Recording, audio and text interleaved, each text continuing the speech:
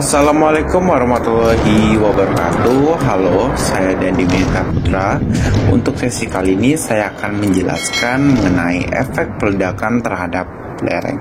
Maka dari itu, simak penjelasan dari saya. Perlu kalian ketahui, kegiatan peledakan tentunya akan mengakibatkan kerusakan, baik dari massa batuan maupun pada lingkungan sekitar. Kekuatan massa batuan yang membentuk lereng akan dipengaruhi oleh kekuatan utuh massa batuan tersebut, tetapi juga tergantung pada kekuatan dari massa batuan yang telah rusak akibat kegiatan peledakan. Ledakan akan menyebabkan getaran, percepatan, dan deformasi material yang dapat memicu suatu pergerakan atau kelongsoran lereng.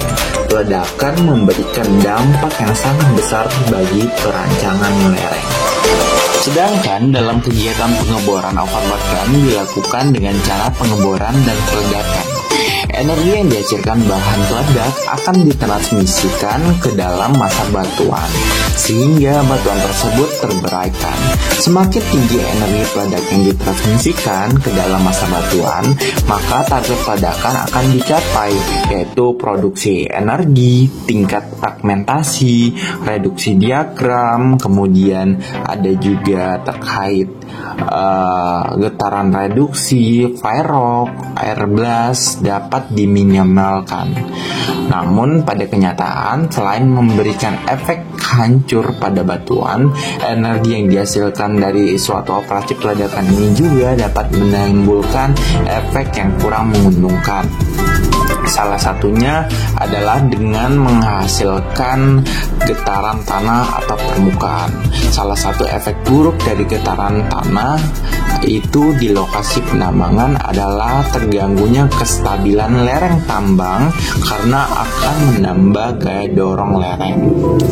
Dan getaran tanah itu sendiri umumnya dinyatakan dalam free practice velocity.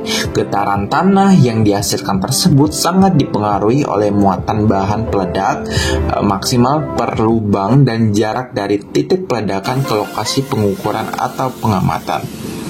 Jika getaran tanah sudah melampaui batas kekuatan massa batuan untuk menahan lereng, potensi terjadinya longsoran akan meningkat dan dapat mengganggu kegiatan lainnya.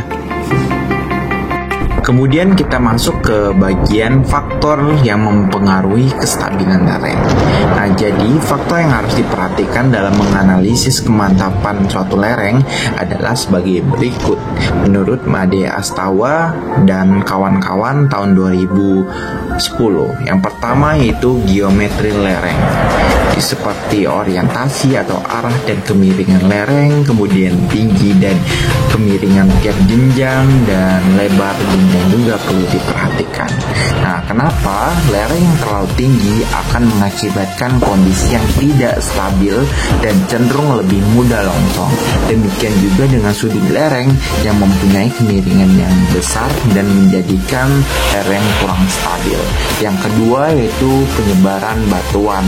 Macam penyebaran dan hubungan antara batuan yang terdapat di daerah penyelikaran harus diketahui. Karena kenapa? Karena sifat fisik dari mekanika batuan berbeda, sehingga kekuatan batuan dalam menahan bebannya sendiri juga berbeda. Yang ketiga yaitu relief permukaan bumi. Faktor ini dipengaruhi oleh laju erosi, pengendapan, arah aliran air, permukaan, dan yang lebih besar dan pengikisan yang lebih banyak. Kemudian yang keempat yaitu struktur geologi. Yang perlu diketahui adalah bidang diskontinuitas atau bidang lemah seperti sesar, kekar, lapisan, bidang ketidakselarasan, dan lain sebagainya. Dan kelima yaitu iklim. Iklim juga berpengaruh terhadap kestabilan lereng karena iklim mempengaruhi perubahan temperatur. Yang keenam yaitu pengaruh air tanah. Adanya air tanah akan berpengaruh terhadap kestabilan lereng. Yang ketujuh atau yang terakhir yaitu pengaruh gaya luar. Gaya luar dapat mempengaruhi kestabilan berupa dampak yang ditimbulkan dari lalu lintas kendaraan alat berat, getaran peledakan, dan lain sebagainya. Terkait prinsip dasar analisis kestabilan lereng, pada kondisi gaya penahan terhadap longsoran lebih besar dari gaya penggerak, maka lereng tersebut akan kondisi yang stabil atau aman. Namun, apabila gaya penahan lebih kecil dari gaya penggeraknya, maka tersebut akan tidak stabil dan akan terjadi longsoran. Secara sederhana, faktor keamanan dapat dirumuskan sebagai berikut. Gaya penahan dibagi dengan gaya penggerak. Nah, jadi di sini kita bisa dapat mengartikan bahwa apabila nilai FK atau faktor keamanan untuk lereng itu lebih besar dari 1 atau gaya penahan itu lebih besar dari gaya penggerak, lereng tersebut berada dalam kondisi stabil. Namun, apabila harga FK atau faktor keamanan itu kurang dari 1 atau gaya penahannya itu kurang dari gaya penggerak, lereng tersebut akan dalam kondisi yang tidak stabil dan mungkin akan terjadi longsoran pada lereng tersebut. Oke, kemudian kita akan membahas terkait pengaruh getaran peledakan terhadap kekuatan batuan. Nah, ketika ledakan terjadi, gelombang seismik yang timbul akan menghasilkan gangguan pada massa batuan dan merambat dalam bentuk gelombang tekan. Besarnya gelombang tekan maksimus atau stress wave peak itu pada area yang dekat dengan sumber ledakan lebih kekuatan tarik batuan sehingga batuan luncur dan menghasilkan zona hancuran, zona rekahan atau blasting damage atau damage. Nah, kemudian sementara itu pada area jatuh di sumber ledakan di mana gelombang akan maksimumnya lebih kecil dari kekuatan tarik batuannya. Ledakan menghasilkan gelombang tekanan elastis, gelombang seismik, getaran elastik dari partikel batuan akan menyebabkan kerusakan pada batuan dan dapat mengakibatkan ketidakstabilan lereng. Kemudian berdasarkan Hawk and Gray telah menggambarkan suatu kriteria runtuhan yang dapat digunakan untuk menentukan kekuatan batuan yang dinyatakan dalam pernyataan berikut. Nah, jadi ada untuk tekanan efektif minor, kemudian ditambah dengan kekuatan batuan utuh atau intrakrop, kemudian dibuka kurung. MB itu sendiri merupakan pengurangan nilai konstanta material untuk batuan utuh, kemudian untuk S sendiri dan alpha sendiri merupakan konstanta massa batuannya. Jadi, peledakan terhadap kestabilan lereng akan menyebabkan rekahan, getaran, percepatan, deformasi material yang dapat memicu suatu pergerakan atau kelongsoran lereng.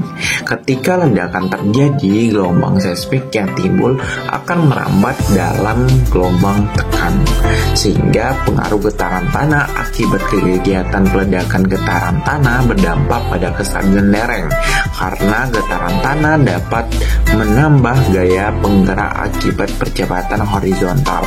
Akibat gaya penahan lebih kecil dari gaya penggerak, maka lereng akan runtuh seperti yang dijelaskan tadi.